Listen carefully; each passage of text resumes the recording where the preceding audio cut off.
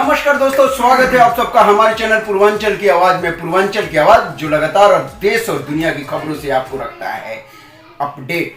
तो दोस्तों 30 सितंबर 2024 को जंतर मंतर पर IRMOPS के राष्ट्रीय अध्यक्ष सुशांत पांडा के आह्वान पर एक दिवसीय धरना प्रदर्शन का आयोजन किया गया, जिसमें पुरानी पेंशन को लेकर के जल्द से जल्द बहाल करने की मांग की गई, जिसमें रेलवे के सभी मंडलों के हजारों कर्मचारियों ने भाग लिया। इसी कड़ी में हमारे स्टूडियो में उपस्थित हैं IRMOPS के कन्वीनर श्री संदीप चौधरी जी, जो पश्चिम रेलवे के से आए हुए हैं।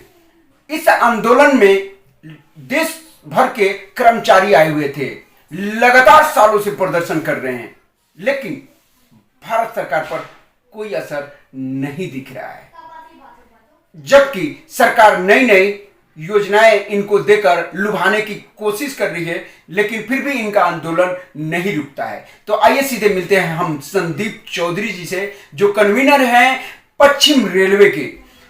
संदीप चौधरी जी, आपका स्वागत है हमारे चैनल में। नमस्कार। सबसे पहला सवाल, इस आंदोलन का उद्देश्य क्या है आपका? देखिए, निश्चित ही हम यहाँ आए हैं हमारी मांग को लेकर। हमारी एक ही मांग है सरकार से कि हमें बुढ़ापे की लाठी, हमारी पुरानी पेंशन हमें वापस की जाए, जिसमें हमारा सामाजिक समरसता और हमारा बुढ़ापा जो है सुखमय रूप से बीते। ये हमारी मांग है। लेकिन इस मांग को अभी तक पूरा नहीं किया गया। लगातार आपके प्रदर्शन के बाद भी सरकार ने अभी आप लोग को यूपीएस दिया, जिसका समर्थन आपके फेडरल के ही उच्च पदाधिकारी लगातार करते आ रहे हैं। फिर आप आंदोलन क्यों कर रहे हैं? जब आप दो भागों में बंट के रहेंगे तो आपकी सरकार क्यों मांग करेगी? आपकी सरकार ने मांग पूरी कर चुकी है यूपीएस देकर के, क्योंकि आप ही के फेडरेशन के कुछ उच्च पदाधिकारियों ने इसकी मांग की थी। देखिए, हमारी जो संस्था है भारतीय रेल कर्मचारी पुरानी पेंशन संघर्ष समिति, इसका एक ही उद्देश्य है, एक ही नारा है, एक ही मांग है कि हमें पुरानी पेंशन दी जाए। एक ही मांग, एक ही नारा, पुरानी पेंशन अधिकार हमारा। देखिए, जो फेडरेशन है वो रेलवे के हित में काम कर रही है या नहीं, ये तो सबको मालूम है। ये मैं उसके चक्कर में ज़्यादा नहीं बताऊंगा आपको कि आप भी देख रहे हैं। लेकिन हम हमारे IRMOPS के माध्यम से, हम आपके पूर्वांचल की आवाज़ के माध्यम से सरकार से ये विनती करते हैं कि हमें हमारी पुरानी पेंशन हूबहू लौटाई जाए। देखिए, आप मोदी साहब, जो आप पेंशन लेते हैं, जो आपका मंत्रिमंडल लेता है, हमें वही पेंशन मंजूर है, न कि हमें NPS मंजूर है, UPS मंजूर है। आप देखिए, मंत्रियों के लिए 4-4 पेंशन है, और जो पूरी जीवन अपनी रेलवे में खपा दी, अपनी सरकारी नौकरी में खपा दी, उसके लिए एक भी पेंशन नहीं। उसके लिए NPS है, UPS है, स्कीम है। आखिर क्यों? हम चाहते हैं कि हम पुरानी पेंशन लेके जाएं, इसलिए हम लगातार प्रोटेस्ट कर रहे हैं और करते रहेंगे।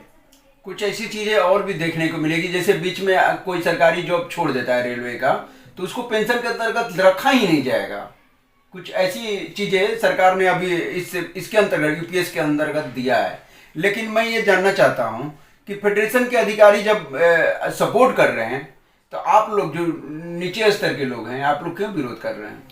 देखिए, फेडरेशन रेलवे के एफिलिएटेड है और हम रजिस्टर्ड हैं। फेडरेशन की बात वो सुनती है, लेकिन कहीं ना कहीं झोल है कि हमारे जो फेडरेशन के पदाधिकारी हैं, उनकी क्या मजबूरी है ये मुझे नहीं मालूम, लेकिन हम मजबूर नहीं हैं। वो जाके हमारे लिए डिमांड करते हैं यूपीएस की।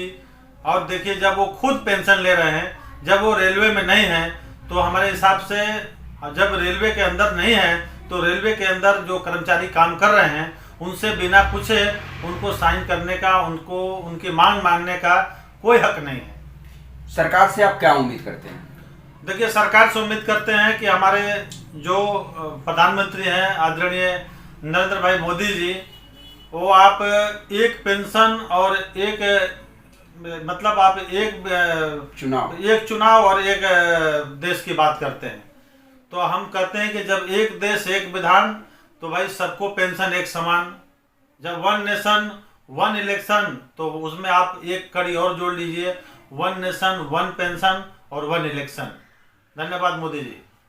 जी, धन्यवाद आपका।